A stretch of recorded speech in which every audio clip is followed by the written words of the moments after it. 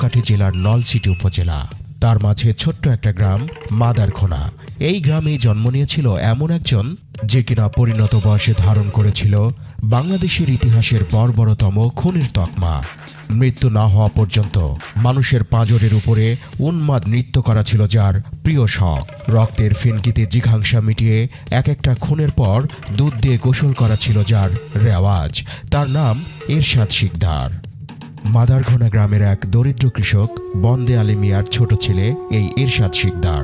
এরশাদের বয়স যখন 12 কি 13 তখন কঠিন এক অসুখে পড়ে মারা যায় বন্দে আলী। অভাবের সংসারের হাল ধরার চেষ্টা করল মা, বাড়ি বাড়ি কাজ করতে লাগলো। এদিকে এরশাদ ব্যস্ত, ওর সাথে মারপিট, এটা সেটা চুরি, এই করেই তার সময় কাটছে। তখন এরশাদের বাসায় প্রায় এক লোক বেড়াতে আসত, তাদের প্রতিবেশী। এলাকায় সে বেশ ক্ষমতাবান। একদিন এরশাদ চিনে গেল কেন ওই লোকটা আসতো তাদের ঘরে। তার মায়ের উপর অন্যায় লালসা মেটানোর দৃশ্য দেখে ফেলল সে। ওই মুহূর্তে তার মস্তিষ্কের কোষগুলোতে কি চলছিল আমরা জানি না, তবে এটা জানি এমন একটা সময় এরপর এসেছিল যখন এই এরশাদের ভয়ঙ্কর নিপীড়নমূলক লালসার শিকার হতে হয়েছে অসংখ্য নারীকে। এমনকি তার ভোগের তালিকা থেকে বাদ পড়েনি নিজের ঔরসজাত কন্যাও। 1966-67 সালের দিকে এরশাদরা খুলনার ঘাট এলাকায় চলে এলো। সে, মা আর বড় ভাই। মা এলাকার বাসায় বাসায় কাজ করতে লাগলো। বড় ভাই হলো ঘাটের কুলি, আর এরশাদ হলো ঘাটের কুলিদের নেতা কাশিম সর্দারের সহযোগী। এবারে সে পুরোদমে শুরু করলো সিসকে চুরি। প্রায় সে ধরা পড়ত চুরি করতে গিয়ে।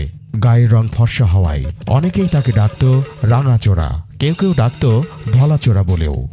ট্রলার থেকে মাছ আর গম চুরি, জাহাজ থেকে তেল চুরি, এসব করেই অপরাধের অন্ধকার জীবনে হাত পাকাতে লাগলো এরশাদ শিকদার। এরই মধ্যেই কাশিম সর্দারের জায়গায় এলো আঞ্জু সর্দার। দ্রুতই আঞ্জু সর্দারের কাছের লোক হয়ে উঠল এরশাদ। হঠাৎ একদিন ভয়াবহ এক ঘটনা ঘটল তার জীবনে। আঞ্জু শিকদারের সমকামিতার শিকার হলো এরশাদ। 1976-77 সালের দিকে এরশাদের নতুন সঙ্গী হলো এক রামদা। এই রামদা নিয়ে ঘাট এলাকায় সে শুরু করলো ডাকাতি আর ছিনতাই। বেশ কিছু সঙ্গীও জুটল এ সময়। এরশাদের কাজের মাত্রা হয়ে উঠল আরও ভয়ানক। 5 জন চেলা চামুন্ডা সাথে নিয়ে সে একটা দল তৈরি করলো। এই দলের সদস্যদের কাজ ছিল বার্জ কার্গো থেকে পণ্য চুরি করে নদীতে লাফিয়ে পড়া। সময়ের সাথে সাথে গ্রুপের সদস্য বাড়তে লাগলো, বাড়তে থাকলো অপরাধের মাত্রাও। রেল লাইনের স্লিপার চুরি, কাঠ চুরি, রেলের ওয়াগন ভাঙা, এসব চলতে লাগলো পুরোদমে। ট্রলারে চাঁদাবাজিও শুরু হলো। গমের বস্তা পাচার আর সিমেন্টের বস্তা খুলে বালি মেশানো চলতে লাগলো পুরোদমে। আর ঘাট এলাকায় চাঁদাবাজি তো ছিলই। 1982 সাল সামরিক স্বৈরাচারী সরকার এলো ক্ষমতায়। তখন খুলনার সিটি মেয়র হলো কাজী আমিন, আর তখনকার উঠতি গুন্ডা সর্দার এরশাদ হয়ে উঠল কাজী আমিনের কাছের লোক। তার চাঁদাবাজি মাস্তানি করার শক্তি বেড়ে গেল অনেক গুণ। এক সময় যার সহযোগী ছিল এরশাদ, সেই কাশিম সর্দারকে হটিয়ে দিল সে। ক্ষমতার পরিধি আরও বড় হলো। খুলনার 4-5 নম্বর ঘাট এলাকা, রেলওয়ে কলোনি আর আশেপাশের মার্কেটগুলোতে একক অধিপতি হয়ে উঠল সে। এরপর শুরু হলো দখলের পালা। 1984 থেকে 86 এই সময়টা জুড়ে এরশাদের সাম্রাজ্য বিস্তৃত হল দখলের মধ্য দিয়ে। রেলওয়ের জায়গা দখল করে নতুন মার্কেটও তৈরি করল। আন্ডারওয়ার্ল্ডের ভয়ঙ্করতম এক ব্যবসা মাদক, এরশাদের নজর পড়ল সেখানেও। খুলনায় মদ, গাঁজা, হেরোইন, ফেন্সিডিলের ব্যবসায় হাত পড়ল তার। 1988 সাল এরশাদ শিকদারের অপরাধ জগতে যুক্ত হল প্রশাসনিক ক্ষমতা। সেবারে ভোটারবিহীন নির্বাচনে খুলনার তৎকালীন 21 নম্বর, বর্তমানে 8 নম্বর ওয়ার্ডের কমিশনার হল এরশাদ শিকদার। আরও ফুলে ফেপে উঠতে লাগলো তার সাম্রাজ্য।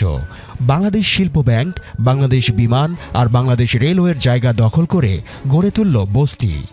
বস্তি জুড়ে ছোট ছোট ঘর, কুলি, রিক্সাওয়ালা, দোকানি, হোটেল কর্মচারী, ওয়ার্কশপ মেকানিক, এমন নানান পেশার প্রায় 50 থেকে 60 হাজার মানুষ বস্তিতে থাকা শুরু করলো একসময়। এদের মধ্যে অনেকেই যুক্ত হয়ে পড়ল এরশাদ শিকদারের সন্ত্রাসী কর্মকাণ্ডের সাথে। এভাবে এরশাদ হয়ে উঠতে লাগল দক্ষিণাঞ্চলের অপরাধ জগতের একচ্ছত্র অধিপতি। একই সাথে পরিণত হতে লাগল রক্তপিপাসু এক ভয়ঙ্কর দানবে। মানুষের রক্ত নিয়ে পাষাণ ক্রীড়ায় মত্ত হয়ে ওঠার দিনগুলো শুরু হলো তার। সে সময় তার অবৈধ ব্যবসার বিরোধিতা করার চেষ্টা করত কেউ কেউ, কিন্তু বিরোধিতা সহ্য করার লোক তো সে নয়। এর জন্য শাস্তি নির্ধারিত হতো একটাই, এরশাদের হাতে পৈশাচিক কায়দায় খুন হয়ে যাওয়া। 1991 সাল সামরিক সরকারের পতনের পর ক্ষমতায় তখন বিএনপি। এতদিনের ভুল পাল্টে ফেলল এরশাদ, বিএনপিতে যোগ দিল সে। এবারে এরশাদ শিকদারের সম্পত্তির তালিকায় যুক্ত হলো একটা বরফ কল। এই বরফ কলটাই পরবর্তীতে হয়ে ওঠে বাংলাদেশের ইতিহাসের ভয়াবহতম কনসেন্ট্রেশন ক্যাম্প।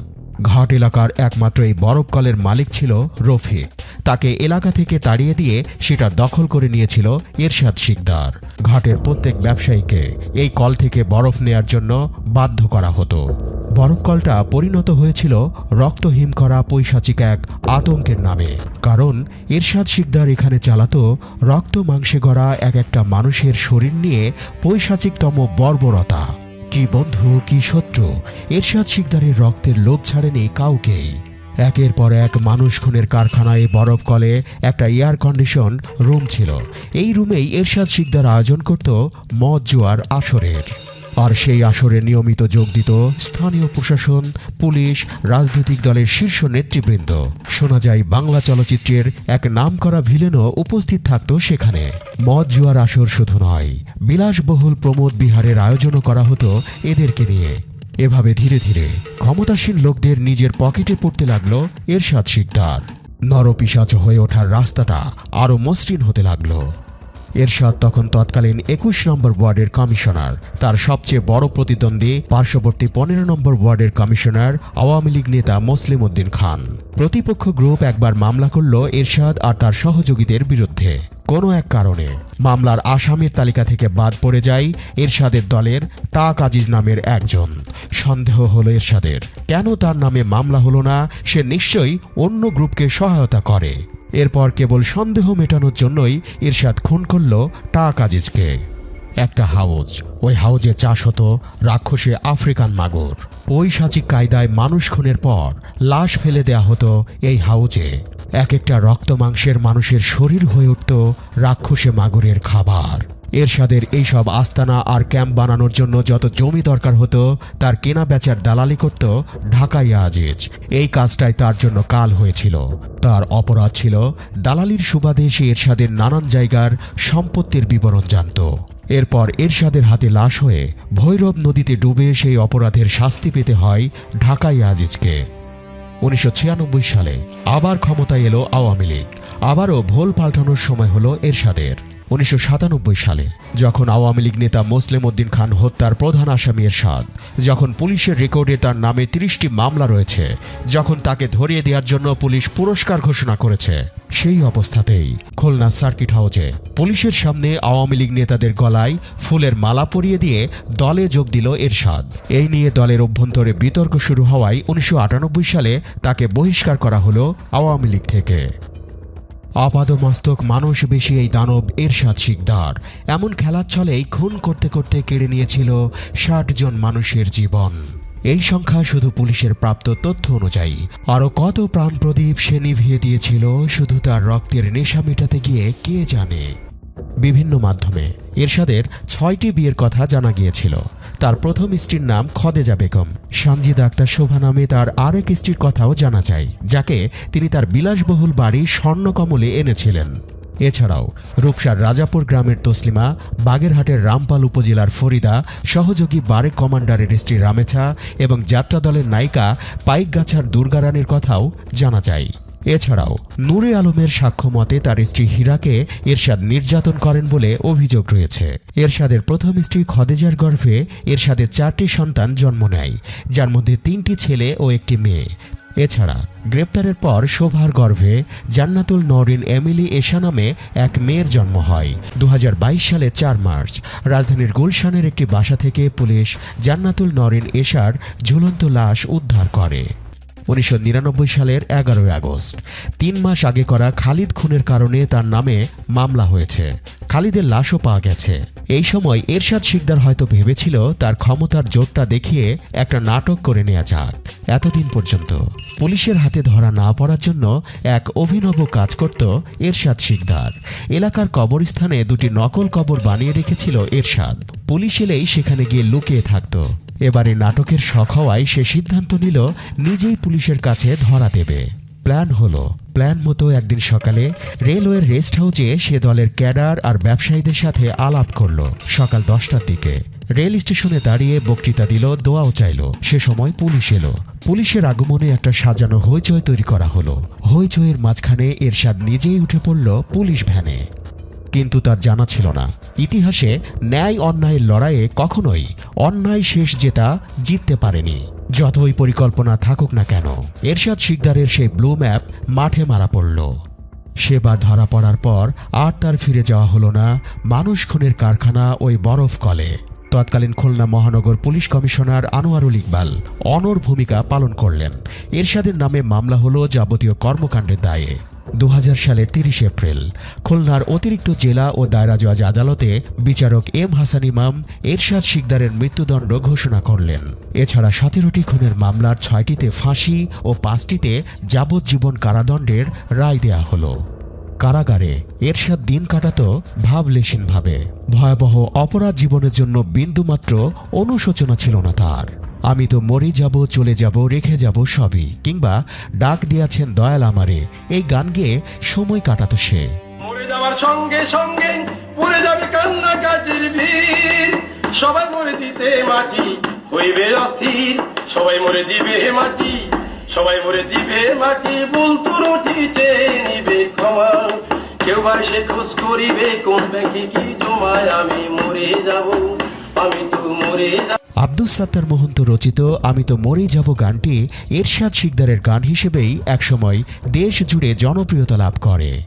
1992 সালের 26শে আগস্ট রাতে আবুল ওরফে সিদ্দিককে ফাঁসিতে ঝুলানো হয়েছিল খুলনা জেলা কারাগারে। এর এক যুগ পর সেই ফাঁসির মঞ্চ আবার প্রস্তুত করা হয় বাংলাদেশের ইতিহাসের বর্বরতম এই খুনির জন্য। আর ফাঁসি দিতে প্রস্তুত হয় 3 জল্লাদ, শাহজাহান ভূঁইয়া, হাফিজ উদ্দিন ও হারেস মিয়া। মৃত্যুর মাত্র 12 ঘন্টা আগেও এরশাদের মধ্যে কোনো ভাবান্তর দেখা যায়নি। বেলা 12টার দিকে খাসি আর মুরগির মাংস দিয়ে ভাত খায় সে। এরপর ঘুমানোর পর আত্মীয়দের সাথে দেখা হয় তার। এরপর আবারও ঘুম। মরণ ঘুমের আগের 12 ঘন্টার প্রায় 6 ঘন্টাই ঘুমিয়ে কাটায় এরশাদ। সন্ধ্যায় ওঠার পর ইলিশ আর রুই মাছ দিয়ে ভাত খায় সে। এই ছিল শেষ খাওয়া। এরশাদ শিকদার রাষ্ট্রপতির কাছে প্রাণ ভিক্ষার আবেদন করেন, কিন্তু রাষ্ট্রপতি তার আবেদন নাকচ করে দেন। 2004 সালের 10ই মে রাত 12:01 রুমাল ফেলা হলো। জারি হয়ে গেল খুনি এরশাদের মৃত্যু পরোয়ানা। রুমাল মাটিতে পড়ার সাথে সাথেই পায়ের নিচের পাটাতন সরিয়ে দেয়া হলো। ফাঁসি হলো এরশাদের। অবসান হলো পৃথিবীর বুকে মানুষের রক্ত নিয়ে উন্মাদ খেলায় মেতে থাকা এক দানবের জীবন।